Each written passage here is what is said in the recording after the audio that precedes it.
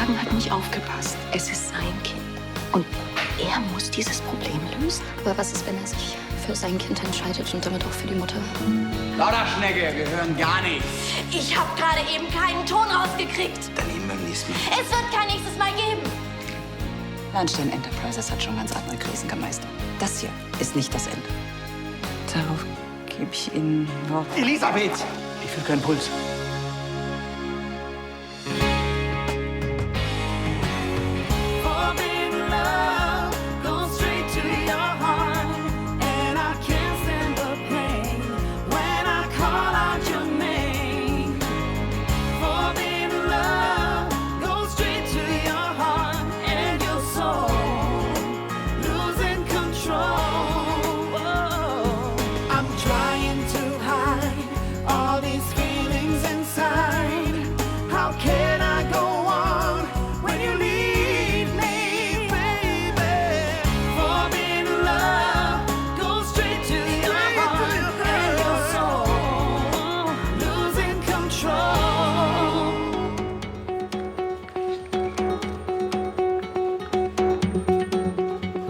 Wir brauchen einen Arzt.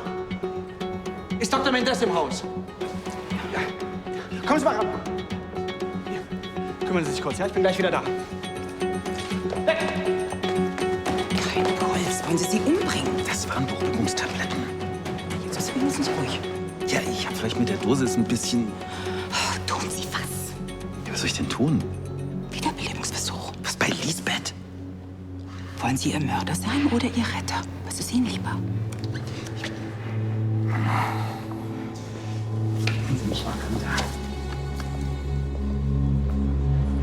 Es tut mir leid, ich will euch jetzt auch nicht euren Jahrestag versauen. Ach, mach dir doch darüber keine Gedanken. Papa und ich werden doch wirklich schon so viele Jahrestage. Ja, aber es ist... Kein Aber. Dein Problem ist jetzt wirklich wichtiger. Aber es ist morgen auch noch da. Tu mir nur einen Gefallen, rede mit niemandem darüber, ja? Auch nicht mit Papa. Ich will das mit Hagen drüber reden. Ihr zwei? Hi. Ja, ich muss los. Du gehst? Bleib doch noch bei uns. Nein, ich wünsche euch viel Spaß, ja? Ist was passiert? Dana. Was ist los mit ihr? Nicht? Halb so wild, Frauenkram.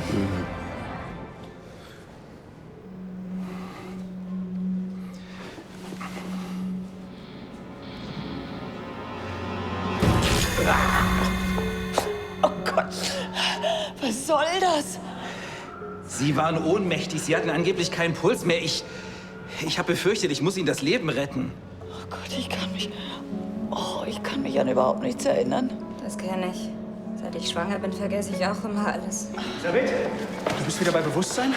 Mein Gott, ich habe gedacht, du stirbst. Ja, ich retten einen. Gut. Dr. Mendes ist da. Hatten Sie heute Kreislaufprobleme? Was? Atembeschwerden? Nein. Beklemmung? Nein. Also Ihre Reflexe sind deutlich verlangsamt. Am besten Sie lassen sich im Krankenhaus durchchecken. Was? Nein, das ist doch nicht nötig. Das war nur so ein kleiner Schwächeanfall. Ich habe keinen Puls mehr bei dir gefühlt. Ja, Moment mal, du bist ja auch kein Arzt. Wenn sie nicht ins Krankenhaus will, dann... Dann lassen Sie sich wenigstens oben im Penthouse einmal von mir gründlich untersuchen. Wäre es nicht sinnvoll, einen Rundumcheck zu machen? Verlangsamte Reaktion, dafür muss es doch einen Grund geben. Ich denke, ich kann das verantworten.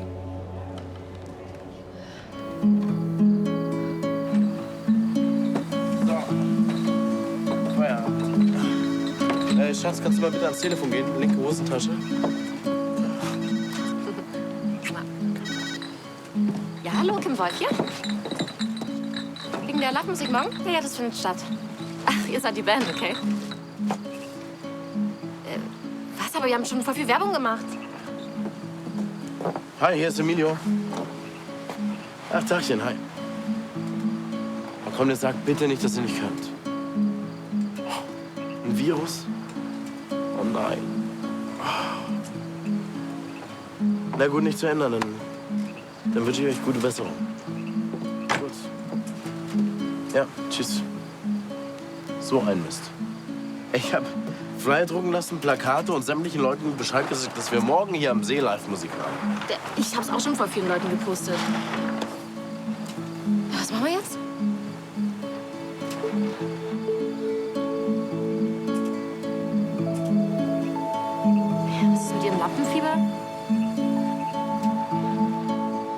Du hast mir die Blumen doch nur deshalb mitgebracht, weil du hoffst, dass ich dich wieder reinlasse. Bist du dir sicher, dass wir diesmal ungestört sind? Ich meine, ich habe eigentlich keine Lust, halbnackt wieder vor deinem Vater stehen zu Mein müssen. Vater hat dich nicht halbnackt gesehen. Du weißt genau, was ich meine. Deine halbe Familie weiß schon Bescheid. Und je mehr Leute es wissen, desto schwieriger ist es für Tristan geheim zu halten. Kim und Emilio sind noch am See. Mama und Papa feiern irgendeinen so Kennenlerntag und gehen schick aus. Und,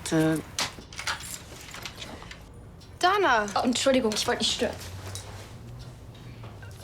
Nein, das tust du nicht. Ich bin nur kurz auf den Sprung vorbeigekommen, weil wir hatten was zu besprechen. Wegen einer Cross-Promo zwischen Linie CL und dem No Limits.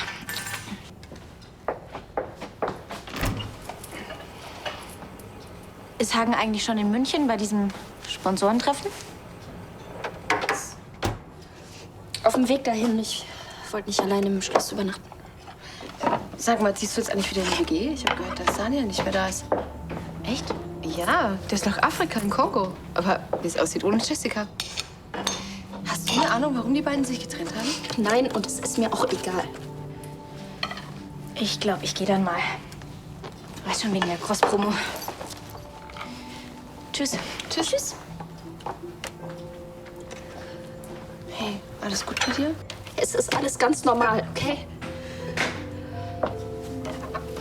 Sind die Blumen da für Mama und Papa? Ja, zum Jahrestag. Hast du eine Ahnung, wo die beiden stecken? Ich glaube im No Limits. Was hältst du davon, wenn wir beide da auf dem Sprung vorbeigucken? Bevor das Grünzeug welkt. Ja, aber nicht jetzt. Jetzt muss ich erst mal was essen.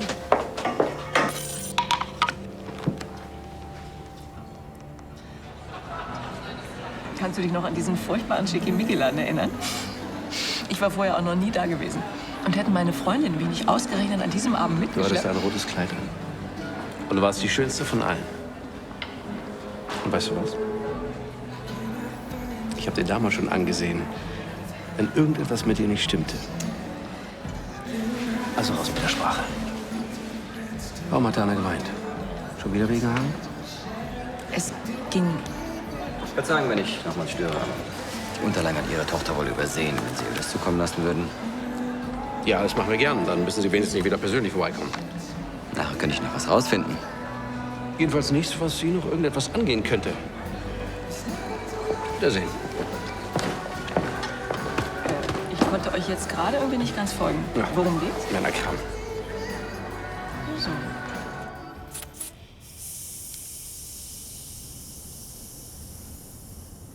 Entschuldigen Sie, dass ich Ihnen solche Umstände bereite. Ich bin immer froh, wenn ich helfen kann. Wie fühlst du dich jetzt? Danke, Sebastian. Geht schon wieder, danke. Lassen Sie uns bitte allein. Pardon, ich wohne hier. Ich weiß. Ich allerdings auch und ich würde gerne mit Gräfin Lahnstein unter 4 Augen sprechen. Danke.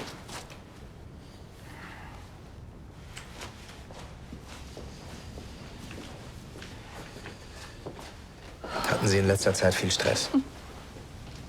Ja, ich stehe im Moment unter extremem Druck. Mein Mann ist für längere Zeit verreist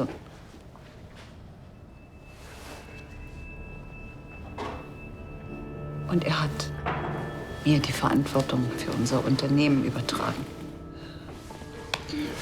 Das ist im Moment in einer schwierigen Phase. Ja, ich habe darüber gelesen. Wie sieht's mit Ihrem Appetit aus?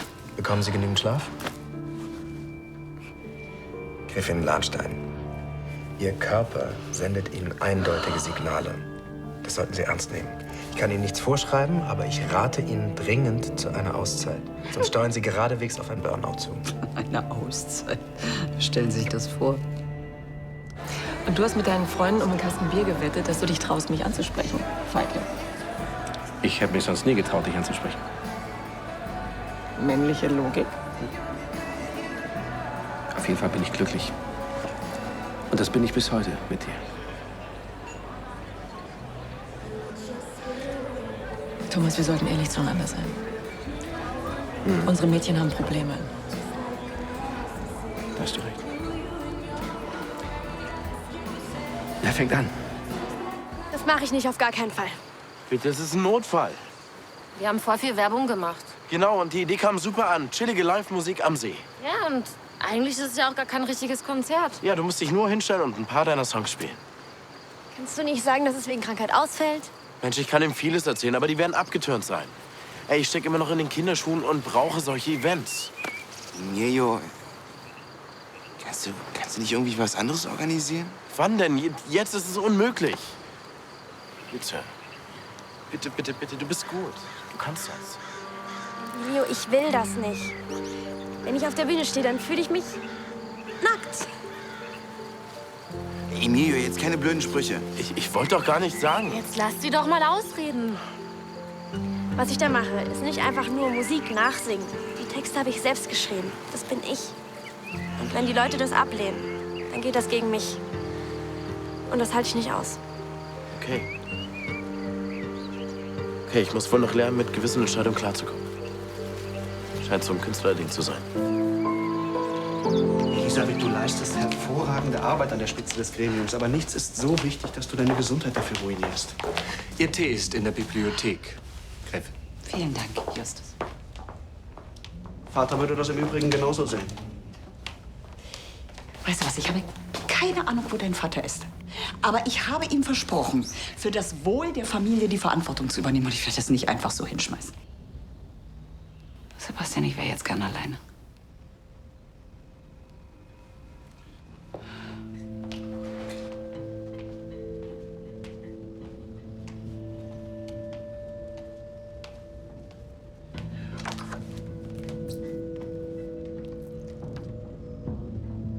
Tja, der liebe Ludwig. Wo steckt er bloß jetzt, wo Lisbeth ihn am dringendsten braucht? Wissen Sie inzwischen, wo er ist? Der alte Zaus ist nach wie vor wie vom Erdboden verschluckt. Sonderbar. Aber für uns äußerst hilfreich. Sie müssen gestehen, die ganze Nummer mit diesen Beruhigungstabletten hätte für uns gar nicht besser laufen können. Wenn Elisabeth wirklich zurücktritt, Und das wird sie. haben Sie dann die Mehrheit für eine Kandidatur?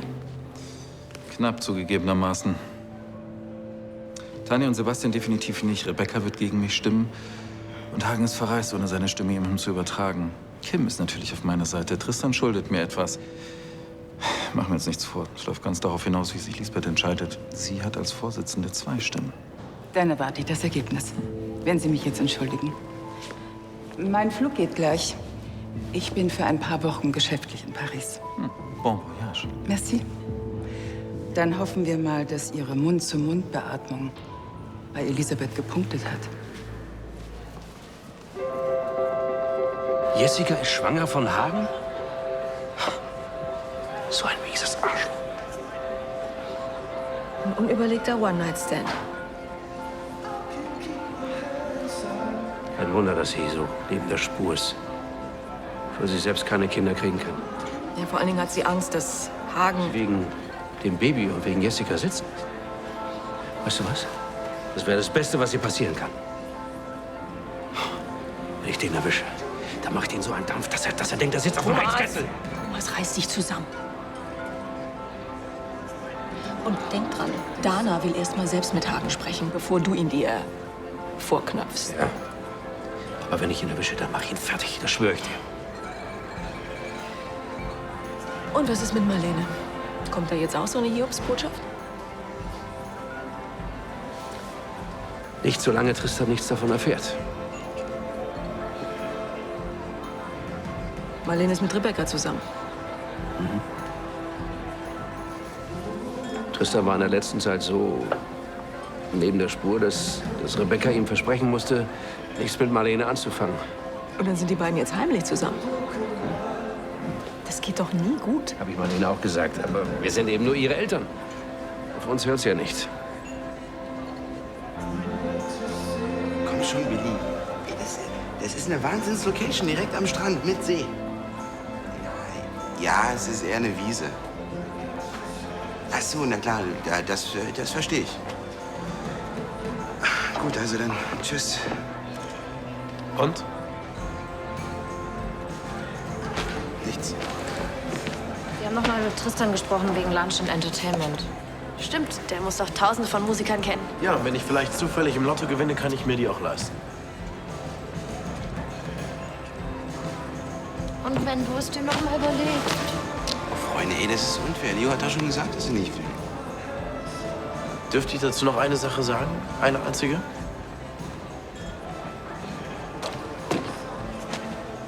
Leo, du machst so eine Art Seelenstrip, wenn du singst. Ja. Aber ist es nicht genau das, was einen Künstler ausmacht? Ja, bestimmt. Es ist genau das, was die Leute fesselt. Das ist eine Gabe und du musst daran glauben. Emilio, ich habe einfach Angst. Ja. Weißt du, wie viel Angst ich damals hatte, als ich nach Europa gereist bin? Ganz alleine, ohne gültige Pässe. Aber ich hab's gemacht und deswegen sitze ich jetzt hier. Man muss sich halt manchmal seinen Ängsten stellen, wenn man seine Träume leben will.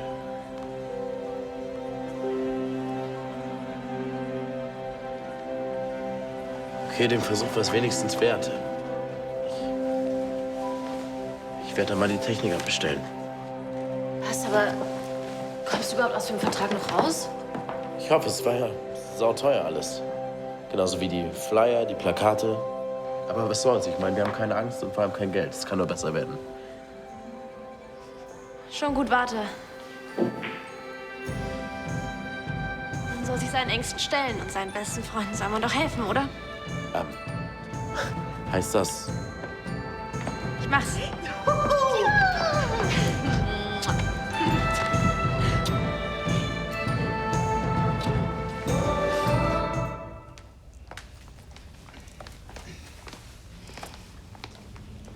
Sebastian hat's mir gerade gesagt. Wie geht's dir? Wieder besser. Danke.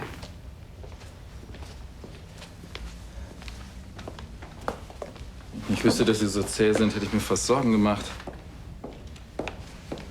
Was ist jetzt schon wieder los? Ich habe noch mehr zu tun, als hier ständig anzutanzen. Würdet ihr bitte Platz nehmen?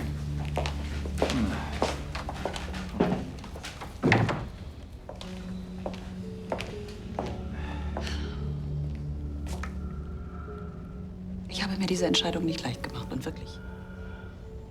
Ich treffe sie auch nicht gerne.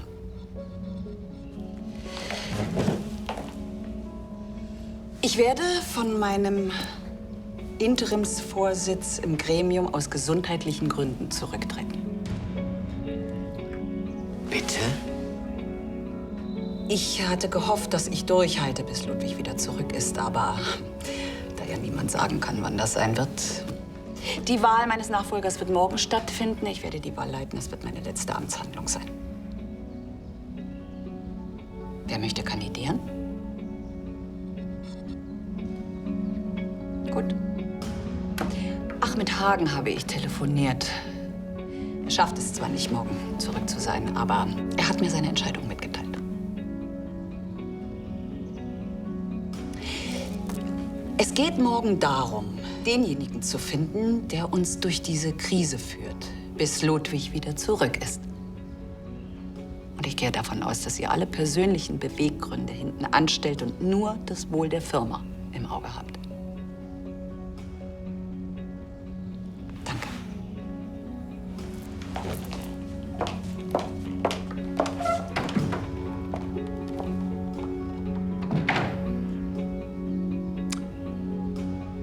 Mögen die Spiele beginnen?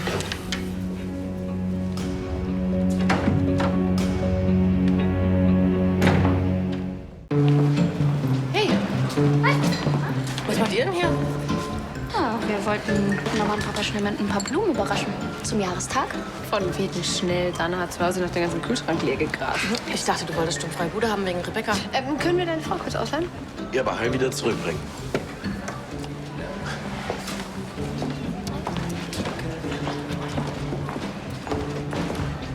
Was macht ihr denn hier? Naja, wir dachten, da wir ja auch irgendwie Nutznießer davon sind, dass ihr euch kennengelernt habt. Weil ihr die tollsten Eltern der Welt seid. Wollten wir uns bei euch bedanken. Also ihr seid einfach unglaublich. Dankeschön.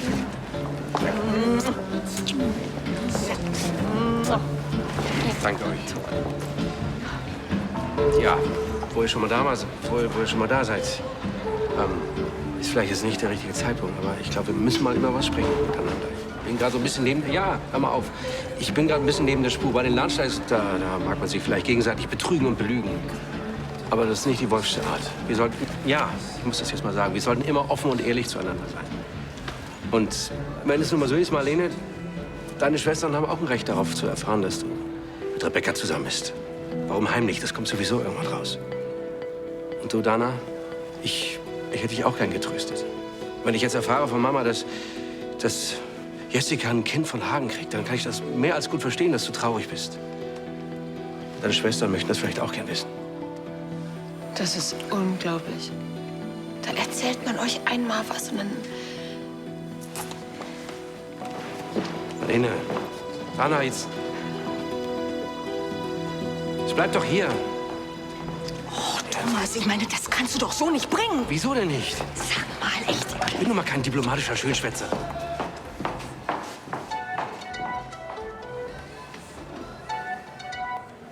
Ja. Hallo Tristan, du warst eben so schnell weg. Du willst mit mir über die Wahl morgen sprechen. Ja. Da bist du nicht der Einzige. Ich weiß. Ansgar will dich überreden, ihm seine Stimme zu geben. Du es nicht? Tristan, er plant doch wieder irgendeine Eine Sauerei. Ich weiß zwar noch nicht was, aber... Soll ich mal fragen? Er ist gerade hier. Findest du es eigentlich nicht merkwürdig, dass Elisabeth jetzt so plötzlich einen Schwächeanfall erleidet? Es kommt Ansgar doch nur recht, wenn sie sich jetzt von der Spitze des Gremiums zurückzieht. Ansgar versucht nicht erst seit gestern, uns aus der Firma zu drängen. Also erzähl mir bitte was Neues. Unser Vater würde niemals zulassen, dass er Die Führung an sich reißt.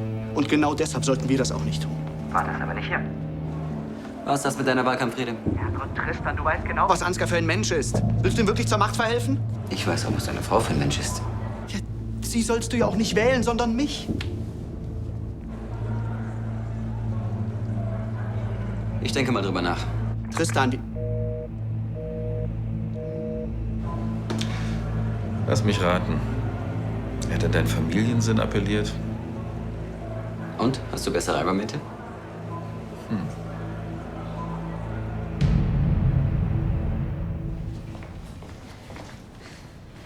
Ich bin beruflich in Paris, aber wenn etwas ist, könnt ihr mich jederzeit telefonisch erreichen. Liebe Grüße, Clarissa. Also ich hoffe wirklich, dass sie sich Zeit lässt, ja? Vermisse Paris. Da möchte ich unbedingt wieder hin. Ja, wer weiß. Vielleicht bist du ja bald wieder in Paris. Wenn du eine kleine Auslandstournee machst?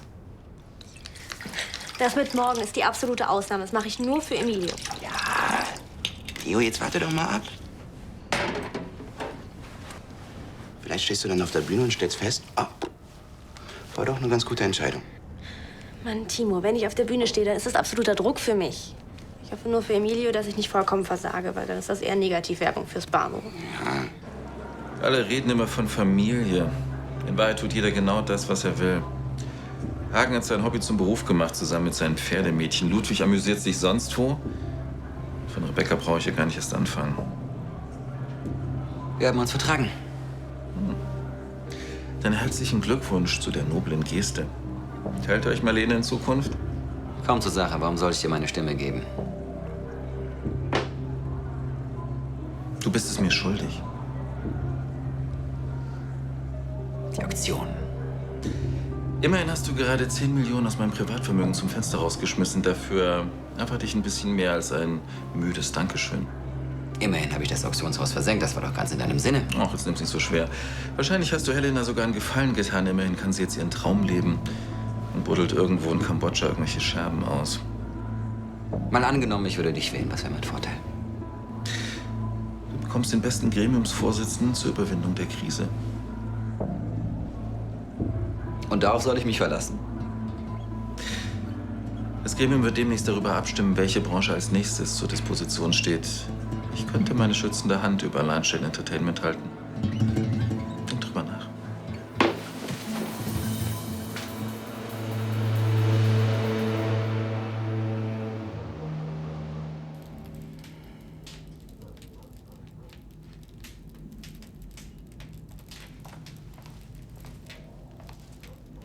Hast du einen Moment?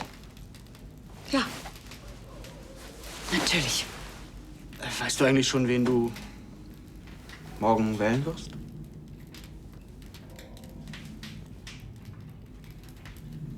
Elisabeth, du kennst Ansgar von uns allen am längsten. Aber glaubst du wirklich, dass er der bessere Vorsitzende wäre? Ich schätze dich sehr, Sebastian. Und wenn es nur um dich ginge, meine Stimme hättest du. Es geht mal wieder um Tanja, natürlich. Glaubst du etwa immer noch, dass sie hinter dieser Fotomontage steckt, die Ludwig mit irgendeiner Blondine an der Copacabana zeigt? Ich habe die Bilder auf Ihrem Rechner gefunden. Ja, aber wer hat dich denn darauf gebracht? Ansgar. Ansgar leitet die instabilste Sparte. Die Bank ist pleite. Er ist doch wirklich der Letzte, der ein Interesse daran hätte, der Firma in irgendeiner Form zu schaden. Entschuldige, aber du bist naiv. Du bist auch naiv, wenn es um Tanja geht. Eins sage ich dir. Wenn diese Familie morgen wirklich Ansgar zum Vorsitzenden wählt, dann bist letztendlich du diejenige, die diese Firma auf dem Gewissen hat.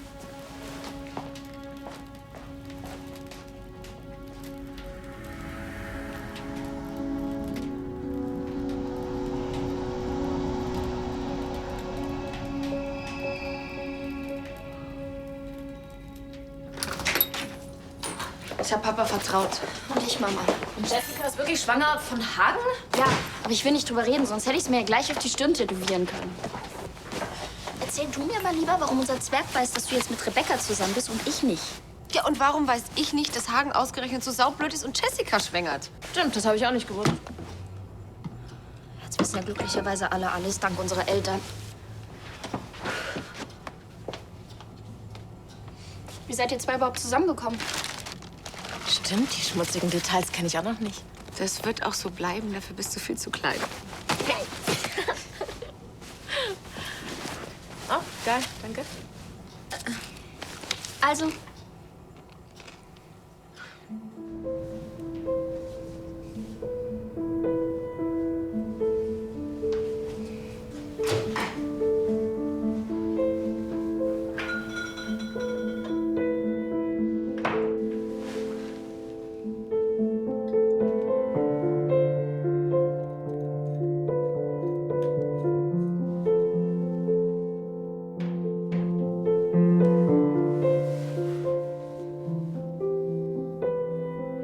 Aussehende Schnecke.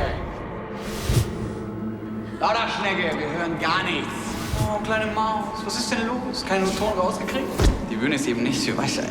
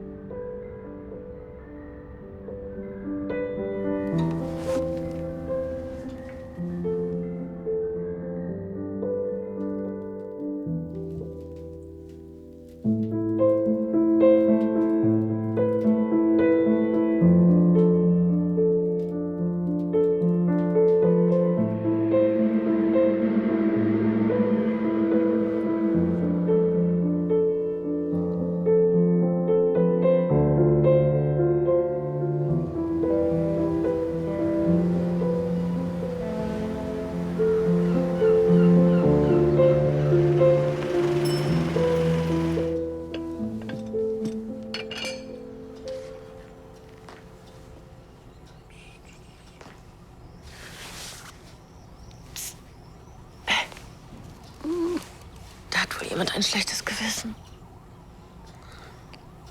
zu Recht. Wir sollten es ihnen nicht so einfach machen. Ah, ihr seid schon wach. Mama holt gerade noch Brötchen. Ich hab lecker Frühstück gemacht.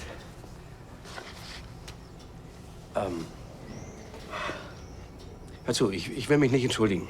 Ich bin nach wie vor der Meinung, dass ich das Richtige getan habe. Aber wie das gestern Abend gelaufen ist, das war vielleicht ein bisschen undiplomatisch. Papa, ich muss los. Ich habe eine SMS bekommen. Ich muss zu einer Gremiumssitzung.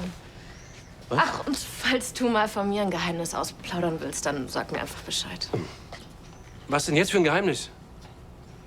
Naja, also was ich sagen wollte. Ich muss auch ganz dringend los. Ich muss mich schon umziehen und dann ist No Limits Termin mit Tristan. Ja. Ich muss auch zu Hause duschen. Wie, du willst auch schon gehen? Die Pferde wollen irgendwann auch ihr Frühstück. Du kannst ja mit Mama über uns reden. Ah ja, das könnt ihr doch immer so gut, ihr zwei. Ciao.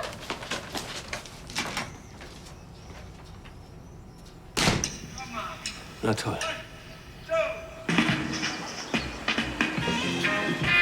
Naja, toll.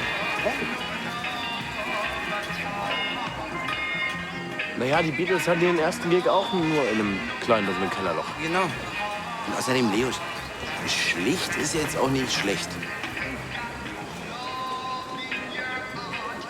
Leo, ist alles klar? Nichts ist klar. Ich pack das nicht. Und wie du das packst. Guck mal, so viele Leute sind das doch gar nicht. Ja, und du hast keine Konkurrenten wie neulich im No Limits.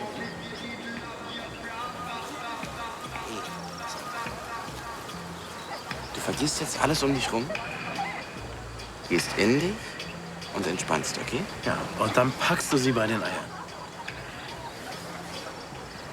Also, du streichelst sie. Künstlerisch, emotional, verdammt. Du haust sie voll vom Hocker. Ich hau die voll vom Hocker. Volle Kanone. Volle Kanone. Und ich sag dich jetzt an. Bis gleich.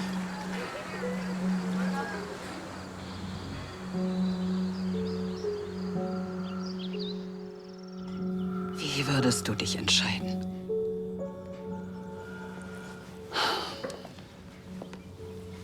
Elisabeth, wie geht's Ihnen heute? Besser. Und falls ich es noch nicht gesagt haben sollte, danke für Ihre Hilfe gestern. Ich konnte Sie doch nicht sterben lassen.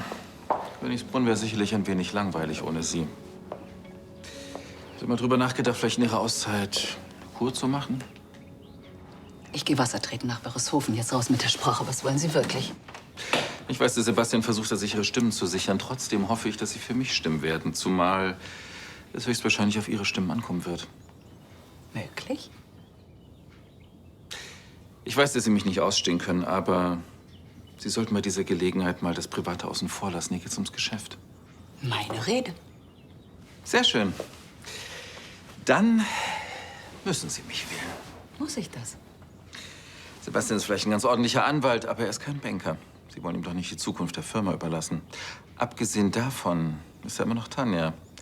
Der geht's nur um LCL. Der Rest der Enterprise ist ihr völlig egal. Und sie träufelt Sebastian beständig ihr Gift ins Ohr. Verzeihung, Gräfin Lahnstein. Im Esszimmer ist dann alles für die Sitzung vorbereitet. Danke, Justus. Tja, wie gesagt, es ist Ihre Entscheidung. Stimmt. Hallo Leute, erstmal vielen Dank, dass ihr gekommen seid. Dankeschön dafür. Unser ursprünglich geplanter Act hat sich leider Montezumas Rache eingefangen. Ihr wisst, was das heißt. Ja. Die aztekischen Götter machen sowas nicht ohne Grund, denn ihr bekommt was viel, viel Besseres auf die Ohren. Ladies and Gentlemen, bitte begrüßt mit einem kräftigen Applaus eine junge Künstlerin, die ich euch mit Stolz und Freude präsentieren möchte. Also warmen Applaus für Leonie Richter. Woo!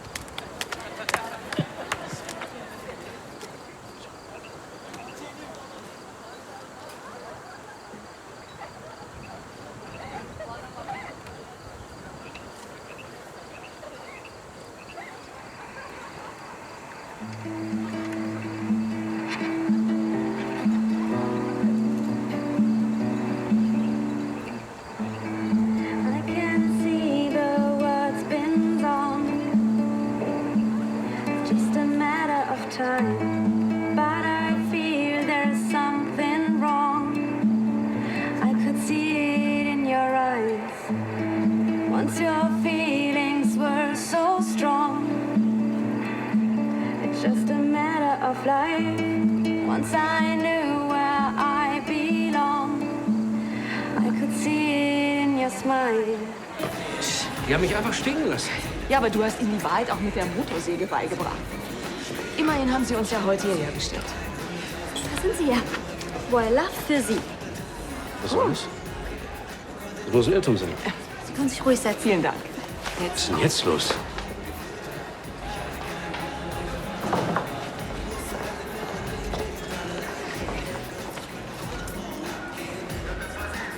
Ja. Ich denke, jetzt ist eine Entschuldigung fällig. Ich habe euch schon gesagt, dass ich mich für nichts entschuldigen werde. Doch nicht du, ihr. Ihr? Sicher. Wir haben euch euren Kennenlerntag mit unserer blöden Geheimniskimmerei versaut. Ja, das kann man sagen. Und ihr hattet recht. Man muss seiner Familie einfach alles sagen können. Und wenn man das getan hat, geht's einem gleich besser.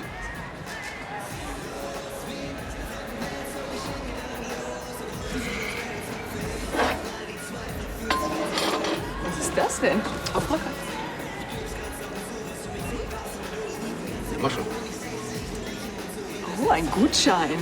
Für einen Wochenendtrip. Ans Meer? Das steht doch auch in die Berge. Ja, steht da. Don't let me go.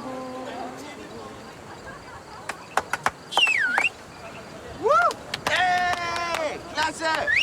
Jawohl, das war toll! Okay, jetzt singe ich ein Lied für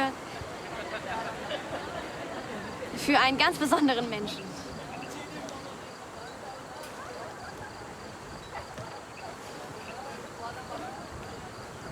Ja. Was ist mit Ihnen los? Naja, es ist halt kein Konzert. Das ist so chillige Hintergrundmusik. Aber die finden es alle toll. Die wollen nur näher am Wasser sein. Oh, ich liebe den Song. From time to time, you look me in the eyes. The seconds feel like days. From time to time,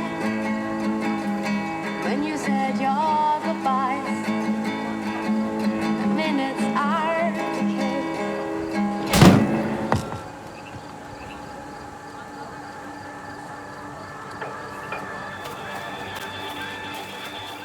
Sorry.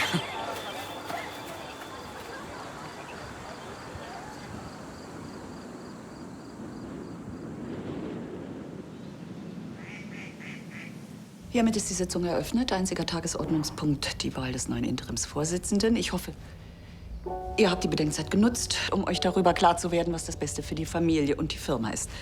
Fangen wir mit Sebastian an. Ich stimme für mich.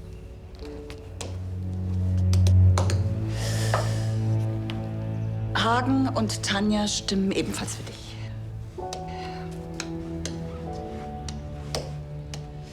Ja, Rebecca? Sebastian.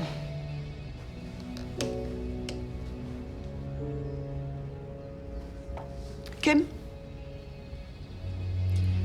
Ich stimme für Ansgar.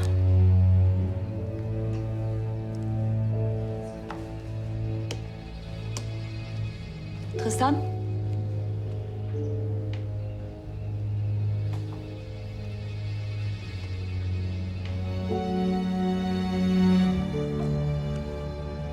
Tristan?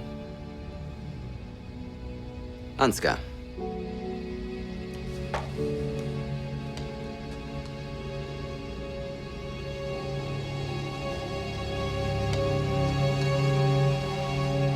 Wie ihr Votum ausfällt, das dürfte ja klar sein.